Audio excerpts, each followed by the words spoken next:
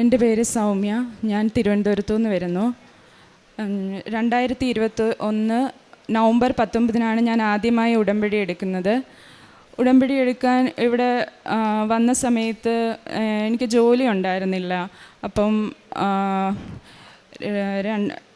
ഞാൻ ഇവിടെ വന്ന് ഉടമ്പടി എടുത്ത് രണ്ടാഴ്ച കഴിഞ്ഞപ്പോഴത്തേക്കിന് എനിക്ക് ജോലി ശരിയായി. ജോലിക്ക് ഞാൻ നോക്കാതിരുന്ന നേരത്തെ 2017 ഞാൻ നോക്കിയിരുന്ന ജോലിയാണ് ആ സമയത്ത് ശരിയായത്. ഞാൻ അങ്ങോട്ട് വിളിക്കുകയൊന്നും ചെയ്തില്ല.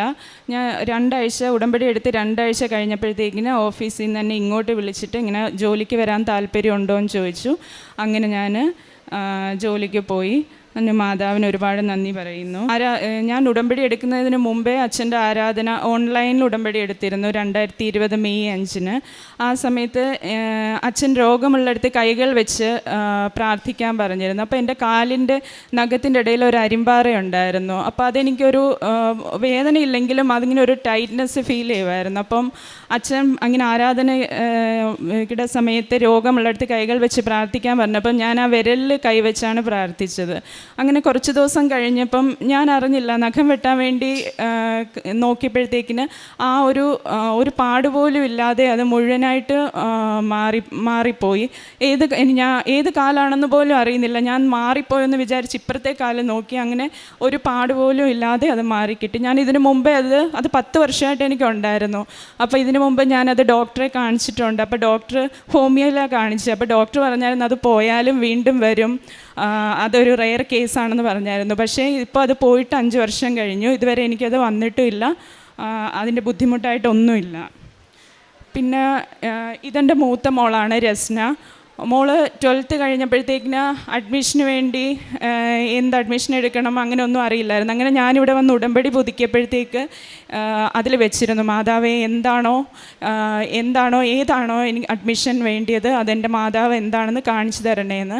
അങ്ങനെ ഞങ്ങളൊരു ഫാം ഡി കോഴ്സിന് വേണ്ടി അഡ്മിഷന് വേണ്ടി ഒരു കോളേജിൽ പോയി. അപ്പോൾ അവിടെ ചെന്നപ്പം പ്രൈവറ്റ് കോളേജാണ്. അപ്പം എല്ലാം ഫീസ് എല്ലാം നോക്കി തിരിച്ച് വന്നപ്പം പിന്നെ ഒരുപാട് ഡൊണേഷനൊക്കെ ഉള്ളതുകൊണ്ട് അത് വേണ്ടാന്ന് വെച്ചിരിക്കുമായിരുന്നു. അപ്പോൾ എൻ്റെ ഒരു ഫ്രണ്ട് എന്നെ വിളിച്ചിട്ട് എന്തായി അഡ്മിഷൻ ചോദിച്ചു. ഞാൻ പറഞ്ഞു ഇങ്ങനെ ഒരു കോളേജിൽ പോയി ചേച്ചി, പക്ഷേ അത് ഒരുപാട് ഡൊണേഷനൊക്കെ കാണും, അതുകൊണ്ട് വേണ്ട. അപ്പോൾ ഏത് കോളേജാണെന്ന് ചോദിച്ച് ഞാനിങ്ങനെ കാര്യം പറഞ്ഞപ്പം ചേച്ചി പറഞ്ഞു, യോ അതിൻ്റെ ഡയറക്ടറെ എനിക്കറിയാം, ഞാൻ ഒരു 20 വർഷം മുമ്പ് ആ ആളെ ഹെൽപ്പ് ചെയ്തിട്ടുള്ളതാണ്, അതുകൊണ്ട് അഡ്മിഷൻ വേണമെങ്കിൽ പറഞ്ഞാൽ മതി, ഞാനത് മേടിച്ച് തരാമെന്ന് പറഞ്ഞു. അങ്ങനെ ഞാൻ ആ ഡയറക്ടറെ വിളിച്ചു. അപ്പോൾ ഡയറക്ടർ വരാൻ പറഞ്ഞു. അങ്ങനെ ചെന്ന് ഒരു രൂപ പോലും ഡൊണേഷൻ ഇല്ലാതെ ഫീസ് മാത്രം കൊടുത്താൽ മതി എന്നുള്ള രീതിയിൽ അഡ്മിഷൻ തന്നു.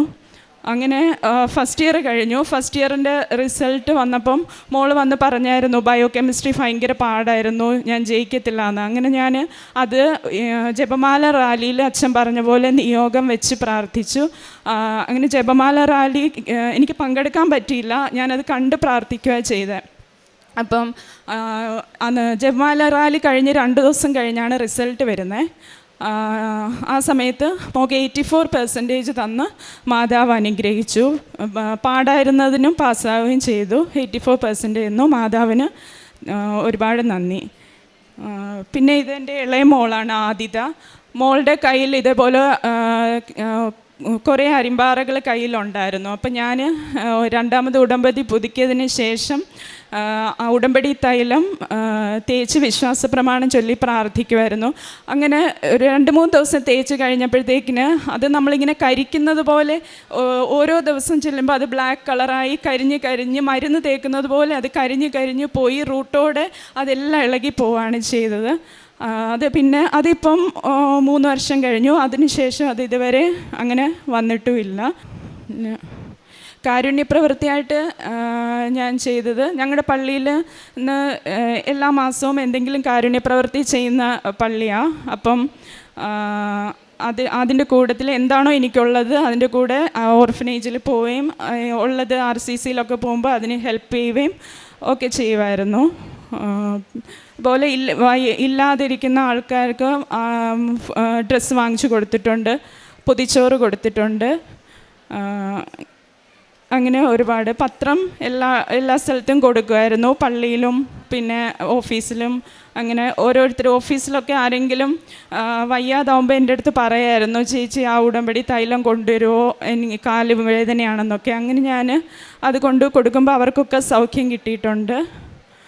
അതിന് ഈശോയ്ക്ക്, അമ്മയ്ക്കും തിരുക്കുമാരനും കോടാനുകോടി നന്ദി പറയുന്നു. സങ്കീർത്തനം 37:23. മനുഷ്യൻ്റെ പാദങ്ങളെ നയിക്കുന്നത് കർത്താവാണ്, തനിക്ക് പ്രീതികരമായി ചരിക്കുന്നവനെ അവിടുന്ന് സുസ്ഥിരനാക്കും. ബിൻസേജി പറഞ്ഞത് മോളുടെ അഡ്മിഷന് യാതൊരുവിധ മാർഗവുമില്ലാതെ, ഒട്ടും പൈസയില്ലാതെ നിൽക്കുന്ന സമയമായിരുന്നു. ആ സമയത്താണ് പരിശുദ്ധ അമ്മ ഈ കുടുംബത്തിന് മുന്നിൽ ഒരു സുഹൃത്തിനെ കാണിച്ചു കൊടുക്കുന്നത്. ഒട്ടും പൈസയില്ലാതെ തന്നെ അഡ്മിഷൻ ലഭിക്കുകയാണ്. അതിന് മുമ്പേ പറഞ്ഞത് ഉടമ്പടി തൈലം ഉപയോഗിച്ച് പ്രാർത്ഥിച്ചപ്പോൾ അരുമ്പാറ പോയി. ഡോക്ടേഴ്സ് പറഞ്ഞത് ഇത് ഒരിക്കലും പോവുകയില്ല, പോയാൽ തന്നെ പിന്നെയും വരും എന്നുള്ളതാണ്. എന്നാൽ വിശ്വാസത്തോടെ ഉടമ്പടിയിലൂടെ ലഭിച്ച തൈലം ഉപയോഗിച്ച് പ്രാർത്ഥിച്ചപ്പോൾ പൂർണ്ണമായിട്ട് മാറുകയാണ്. അതേപോലെ ജോലി ലഭിച്ച കാര്യം പറഞ്ഞു, അവിടെയും സമയച്ചുരുക്കമുണ്ട്. കുറേ നാളായിട്ട്, മാസങ്ങളായിട്ടൊക്കെ ശ്രമിച്ചത് കിട്ടാതിരുന്നത് ഉടമ്പടി എടുത്തപ്പോൾ ശ്രമിക്കാതെ തന്നെ ഇങ്ങോട്ട് വിളിക്കുന്നു. ഇത് ദൈവം നമ്മുടെ വിഷയങ്ങൾ ഏറ്റെടുത്ത് സഹായിക്കുന്നത് മനസ്സിലാക്കി തരുന്ന ഒരു സാക്ഷ്യമാണ്. ദൈവത്തിന് പ്രീതികരമായി ചരിക്കുവാനാണ് ഉടമ്പടി നമ്മളെ സഹായിക്കുന്നത്. അത് ഈശോയുടെ വചനമനുസരിച്ചുള്ള ജീവിതമാണ്. പരിശുദ്ധ അമ്മയിലൂടെ ദൈവം നൽകിയ അനുഗ്രഹങ്ങൾക്ക് കൈയടിച്ച് ദൈവത്തെ മഹത്വപ്പെടുത്താം. യേശുവേ നന്ദി, യേശുവേ സ്തോത്രം, യേശുവേ ആരാധന. അത്യപൂർവ ദൈവാനുഭവങ്ങൾ ഇനി നിങ്ങൾക്കും സ്വന്തം. ഈ യൂട്യൂബ് ചാനൽ ഇതുവരെ സബ്സ്ക്രൈബ് ചെയ്തിട്ടില്ലെങ്കിൽ ഇപ്പോൾ തന്നെ സബ്സ്ക്രൈബ് ചെയ്യുക.